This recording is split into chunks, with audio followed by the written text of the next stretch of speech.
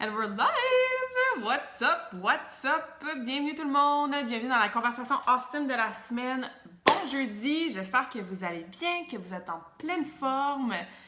Come on in, join in. Si c'est ta première fois sur une conversation awesome, bien bienvenue. Laisse-moi un petit commentaire, dis-moi bonjour. Ça me fait toujours plaisir de voir des nouveaux visages. Et si tu es là à chaque semaine, parce que je sais qu'il y en a beaucoup d'entre vous qui le sont, ben bienvenue aussi. Encore une fois, merci d'être là, merci d'être fidèle à l'écoute, fidèle au poste, que ce soit en live ou en replay, comme j'aime bien dire. Donc, aujourd'hui, une belle petite conversation awesome. Ça devrait pas être trop long, c'est un concept précis que je veux vous jaser. Mais tu sais, comme souvent, je dis que ce soit pas très long, puis comme je parle pendant 20-30 minutes quand même. So, we shall see. Je vais juste attendre un petit peu avant de rentrer dans le vif du sujet, laisser le temps aux gens de joindre à moi en live si c'est le cas. Et comme je répète toujours, I know, mais j'aime ça voir vos questions, vos commentaires, juste des petits thumbs up, des petits likes. C'est sûr que moi, ça me permet de savoir qui est à l'écoute. Ça permet évidemment de vous aider et répondre à vos questions. Mais ça permet aussi à la vidéo de se partager plus.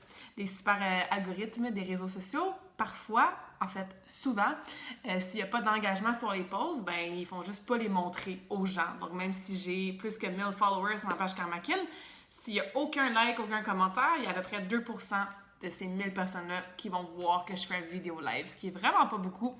Donc, dans votre cas, juste de faire un like, de laisser un petit commentaire ou peu importe, de partager, mais ça l'aide ce 2%-là de gens à comme être un petit peu plus haut que ça.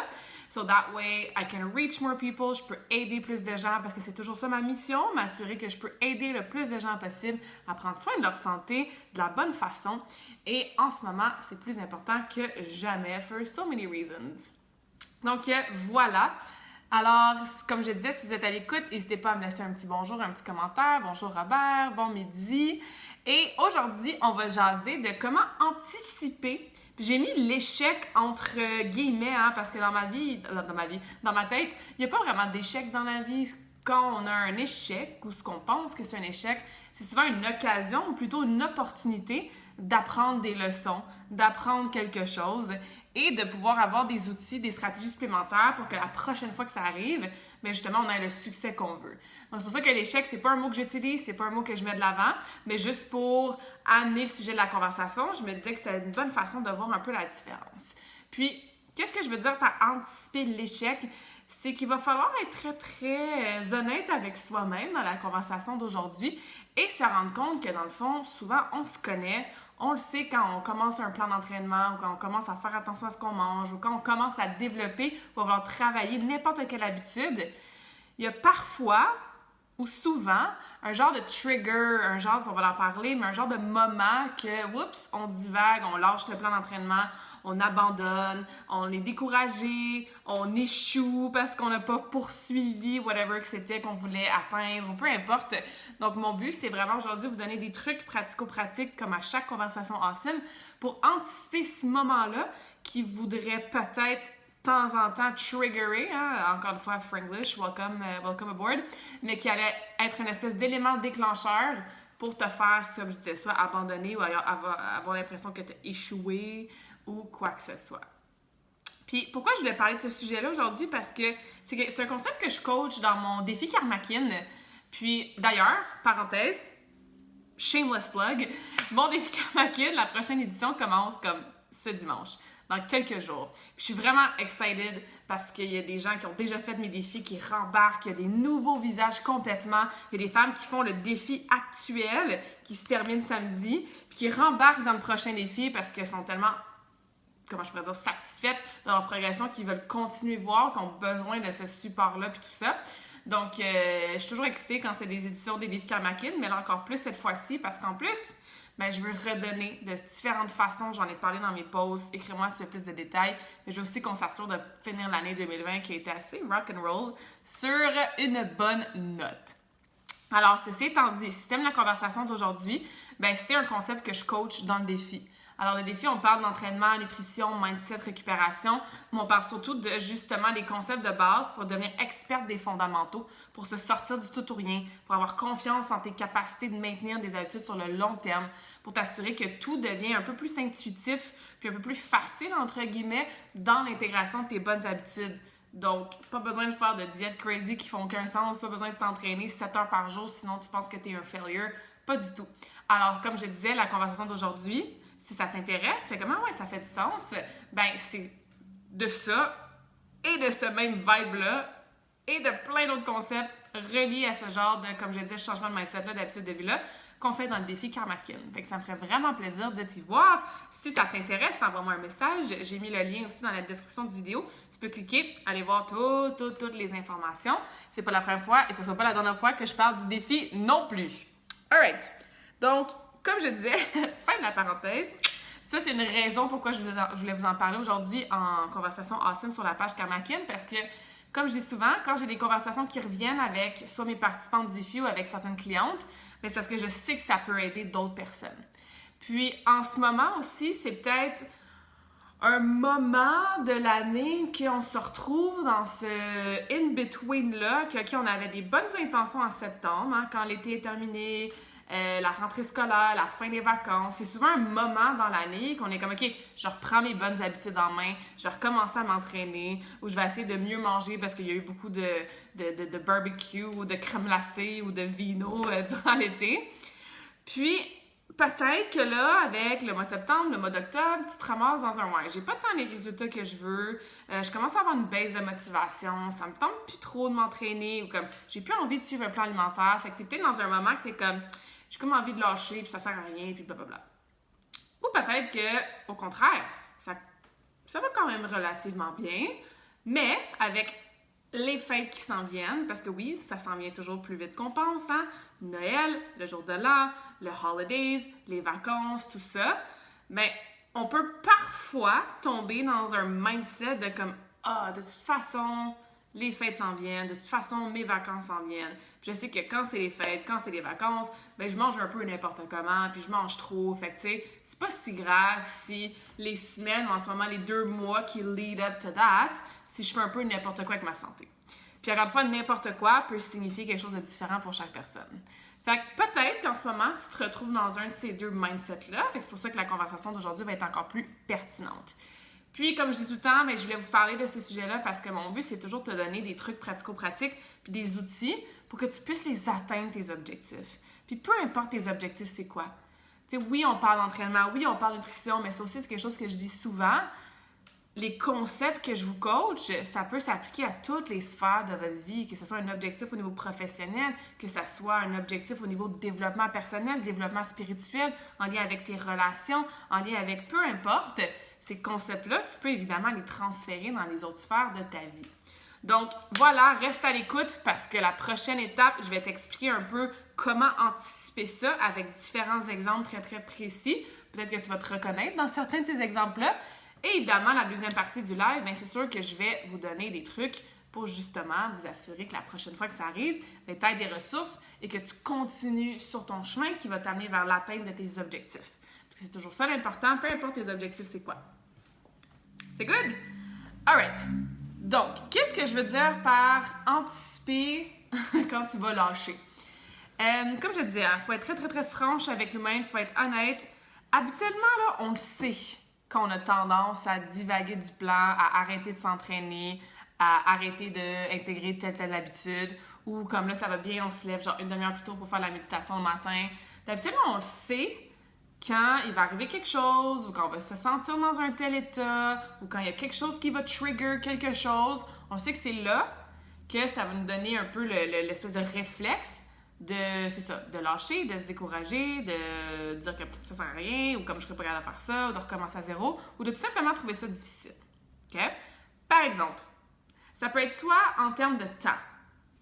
Donc, puis ça arrive souvent, peut-être que tu vas te reconnaître, si toi, quand tu pars un programme d'entraînement, ou quand tu te remets à faire attention à ton alimentation, ou quand tu intègres une nouvelle habitude, t'es le genre de personne qui va genre all out la première semaine. Hein? Souvent, c'est comme, OK, lundi matin, je coupe tous mes légumes, puis jamais de sucre de ma vie, j'ai plus le droit de boire d'alcool, je suis all out, puis toute la semaine, là, je suis super stricte, puis vraiment disciplinée avec toutes mes habitudes de santé. Puis que, la fin de semaine arrive ou la deuxième semaine arrive, puis tu perds un petit peu cette rigidité-là. Ou tu es quelqu'un qui commence un plan d'entraînement ou qui s'inscrit au gym ou qui s'inscrit à un cours virtuel en ce moment de groupe, Puis tu t'entraînes à tous les jours. T'es comme parfait maintenant, moi je suis une personne qui s'entraîne. Fait qu'à chaque matin, je m'entraîne, go, 5-6 jours par semaine. Puis là, la deuxième semaine, ça commence à fade out, puis à diminuer. Donc, peut-être que tu fais partie de ce genre de personne-là qui va all out la première semaine, puis après ça, ça fade out. Peut-être que oui. Fait que ça peut être une façon d'anticiper que ça arrive, right? Hey Will! The 30s look good on you, coach. Thank you, I feel great. J'ai juste des petites pas de doigts de plus que dans ma vingtaine, but other than that, I feel amazing. Thanks Will, nice to have you on the live. S'il y a d'autres personnes qui se joignent à moi et que je vous salue pas, c'est parce que je vois pas les noms à tout le monde. Fait que là, je sais qu'il y a 5 personnes. So guys, please feel free, don't be shy. Dites-moi bonjour pour que je sache qui est à l'écoute. Et ça me fait toujours, comme vous voyez, vraiment plaisir de lire vos commentaires. Cool. Un autre exemple, hein? Est-ce que c'est, on est encore dans les exemples au niveau du temps. Est-ce que c'est souvent à la semaine 3, semaine 4? Ça aussi, je vois ça souvent avec beaucoup de mes clientes. Ça va bien, semaine 1, semaine 2, on est constante, on a les outils, c'est comme cool. On commence peut-être à avoir des mini-résultats aussi, semaine 2, semaine 3. Puis là, peut-être que life happens, puis tu sais, on dit que créer des bonnes habitudes, ça prend 3 semaines. Non, ça prend minimum 3 mois pour qu'ils soient bien intégrés. Fait que peut-être que toi, c'est autour de la 3e, 4e semaine que là, tu fais comme, ouais, je perds ma motivation, je suis moins constante, j'ai moins envie de faire des changements dans mon quotidien ou peu importe. Donc, peut-être que ça arrive un petit peu plus tard. Ou peut-être que c'est ton 2e mois. Tu as fait 1 mois d'entraînement à fond, tu es constante avec tes trucs puis tout. Puis là, quand le 2e mois arrive ou quand tu changes de programme, puis là, ça devient un peu plus difficile, puis c'est de retour hors de ta zone de confort, bien, c'est peut-être là que d'habitude, tu fais comme « Ah ouais, ça me tente plus » ou peu importe, ou j'ai l'impression que je vais lâcher, ou bref. Fait que salut Josiane! Fait que, encore une fois, soyez très, très franche et honnête avec vous-même. On se connaît. Vous avez peut-être déjà commencé quelque chose dans le passé. Habituellement, quand est-ce que vous avez tendance à abandonner, lâcher, vous décourager? Est-ce que c'est dès la première semaine? Est-ce que c'est plutôt vers la fin du 1er mois? Est-ce que c'est, comme je disais, un petit peu plus tard là, dans ton processus en termes de temps? Il y a une autre façon aussi de un petit peu calculer ou d'anticiper quelque chose qui va trigger, hein, comme je disais, ou qui va créer un effet de « je vais lâcher » ou comme peu importe. C'est quand il y a un événement qui arrive. Fait que peut-être que toi, c'est pas nécessairement la 2e semaine ou c'est pas nécessairement après avoir fait la première semaine à fond, c'est peut-être pas nécessairement ton 2e mois quand tu renouvelles avec ton coach. Mais peut-être que toi, tu as tendance à avoir ce sentiment-là de comme « Ah, je vais lâcher, ça me tente plus » ou quoi que ce soit. Peut-être que c'est quand il y a un événement spécifique qui arrive. Exemple, puis encore une fois, I hate that word, mais ton premier cheat, ta première triche, là. Là, t'es à fond, tu suis ton plan alimentaire, tout va bien, tu fais attention à ce que tu manges, tout ça. Puis là, arrive vendredi soir ou arrive samedi soir, et là, c'est ton premier, encore une fois, cheat et triche. Et je déteste ces 2 mots-là, puis c'est jamais quelque chose que je vais utiliser dans mon coaching pour toutes sortes de raisons, que je coach aussi dans le défi Carmackin ou avec mes clientes en 1 sur 1. Mais bref, disons que samedi soir, tu te fais commander de la pizza avec ton chum ou quoi que ce soit.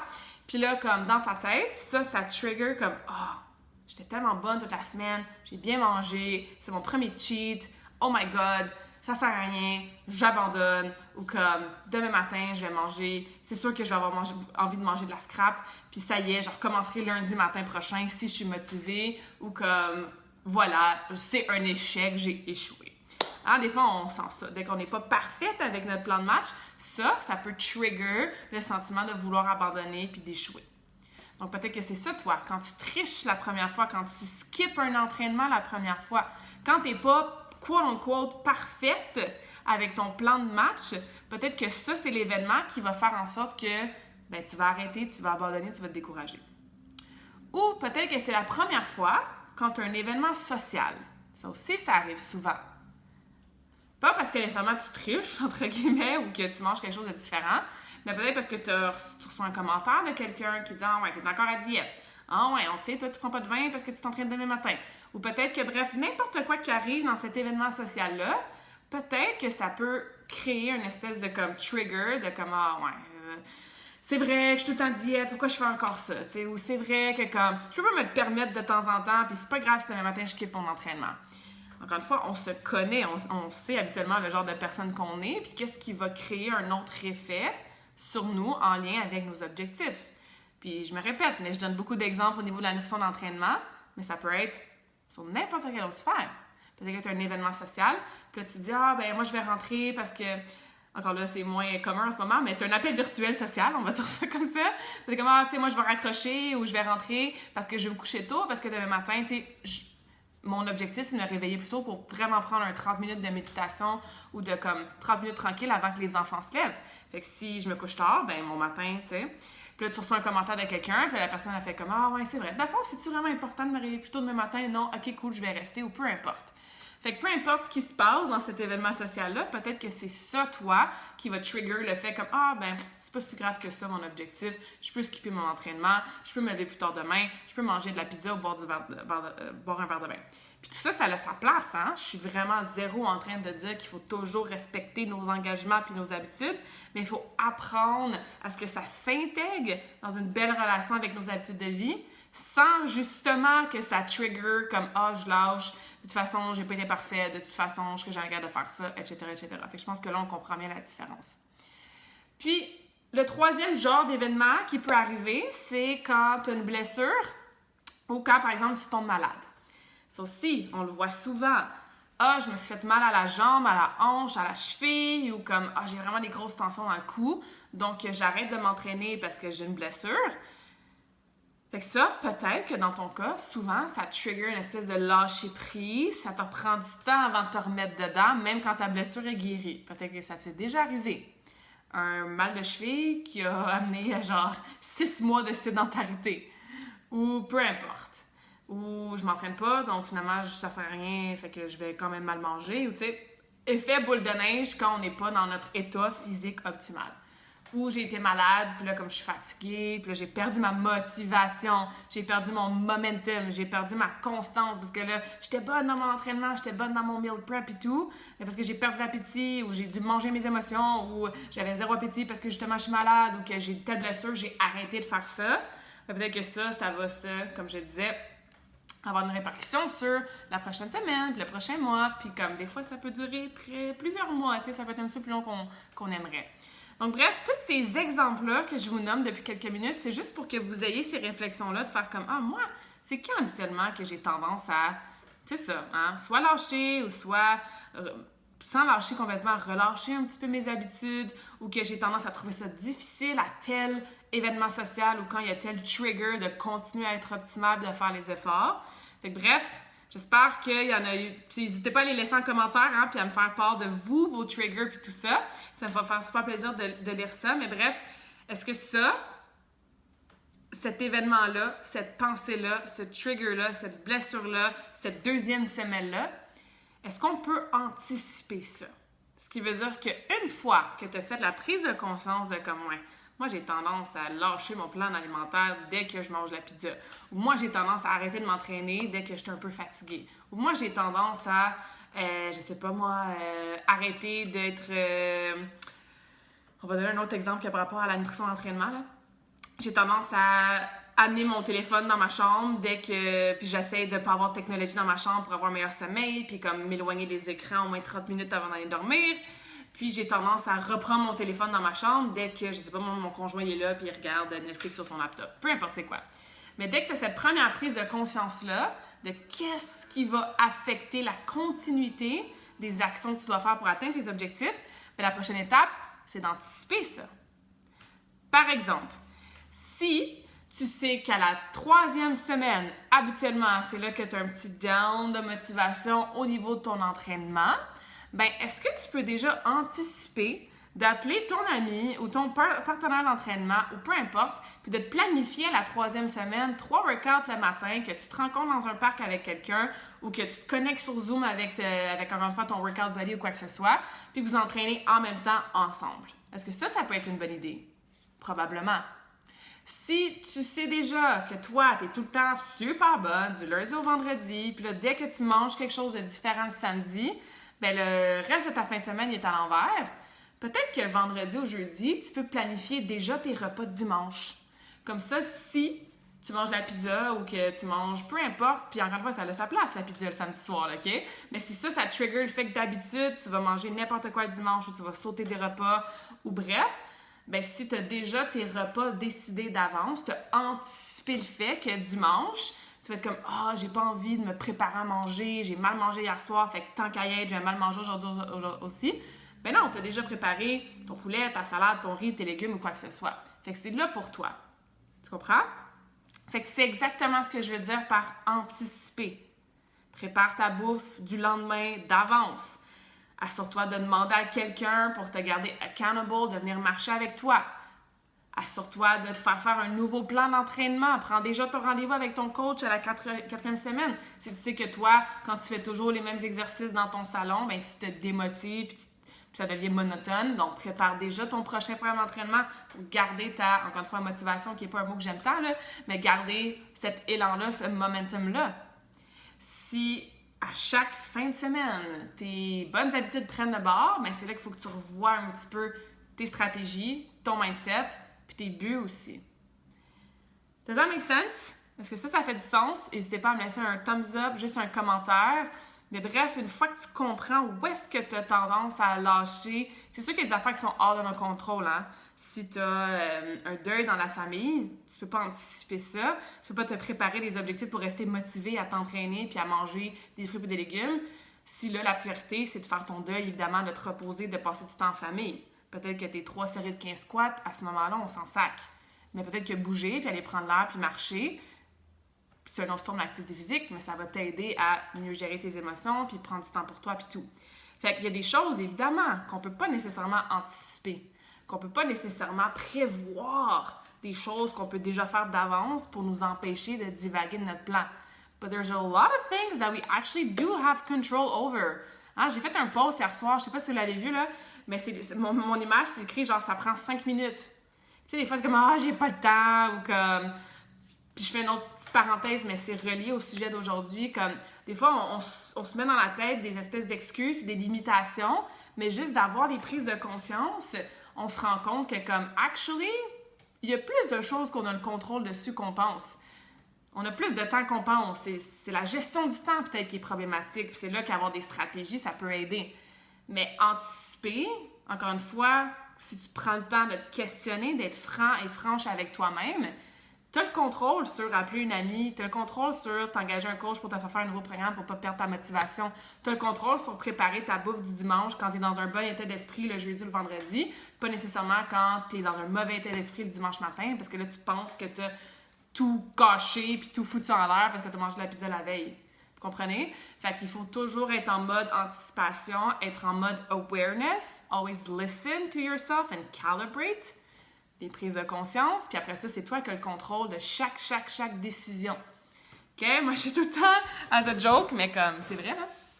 Il y a personne qui mange rien par accident. La pointe de pizza n'est pas tombée dans ta bouche. Tu sais, il y a personne qui skip un workout par accident non plus. C'est sûr que des fois, il y a des imprévus, des fois, il y a des distractions, puis tout, mais c'est ta décision. Puis ça prend 5 minutes. Mettre tes souliers et sortir dehors. Ça prend 5 minutes. Trouver un podcast super inspirant au lieu de scroller encore sur Facebook. Ça prend 5 minutes. Couper des crudités pour ta collation. OK? Il y a plein de choses qu'on peut faire qui prennent 5 minutes max, sur lesquelles tu as le contrôle, que tu peux anticiper pour t'assurer de donner tous les outils pour te rendre à tes objectifs. Peu importe c'est quoi tes objectifs. Business, carrière, relations, entraînement, nutrition, performance physique, objectif physique, objectif de performance ou whatever that is. OK? Donc, j'espère que ça vous a aidé aujourd'hui. Merci, Will. Just saw your emoji. Props. Si vous avez des questions, commentaires, n'hésitez pas. Je vous rappelle encore une fois que si c'est ce genre de conversation-là que vous aimez, si vous avez besoin d'être encadré, d'être supporté à travers tout ça, si vous voulez juste finir l'année sur une note tellement plus positive, puis une good vibes avec des belles prises de conscience, des intégrations d'habitudes de vie progressives pour que ça dure finalement sur le long terme, parce que la santé, ça n'a pas de date d'expiration, ben join us, guys. Le défi Karma Kid, on commence dimanche. Vous le savez, c'est un programme que j'adore coacher. Puis, j'ai mes ladies en ce moment qui finissent le défi à la semaine 6. Puis, c'est vraiment, vraiment cool de voir leur progrès, leur succès, leur réalisation. Puis, it's a never-ending journey, là. Comme moi, je suis là-dedans depuis la moitié de ma vie. Puis là, je suis rentrée à 30 ans, so that's a lot. Puis, j'ai encore des coachs, puis j'ai encore tellement de choses à apprendre. J'ai encore tellement de choses que je vais améliorer. Mais c'est ça, comme on n'est pas sur la terre juste pour être average, puis genre aller travailler, pay your bills, écouter la télé, puis aller se coucher, puis comme live the same life over and over again. L'humain est fait pour évoluer, pour apprendre, pour grandir, pour se faire rentrer dedans, puis comme être résilient, puis recommencer, puis continuer, puis pour juste have a really good life, puis juste être dans des vibes positives. Donc, c'est ce que j'essaie de transmettre dans mon défi, au-delà de, c'est ça, manger des fruits et des légumes, puis faire 3 squats. Fait que, if that resonates with you, cliquez sur le lien, envoyez-moi un message, ça va me faire plaisir. Les inscriptions se terminent demain. Hello Bridge! Merci beaucoup à tout le monde d'avoir écouté la conversation awesome de la semaine. J'ai hâte de lire vos commentaires, your feedback. And until next time, have a great day!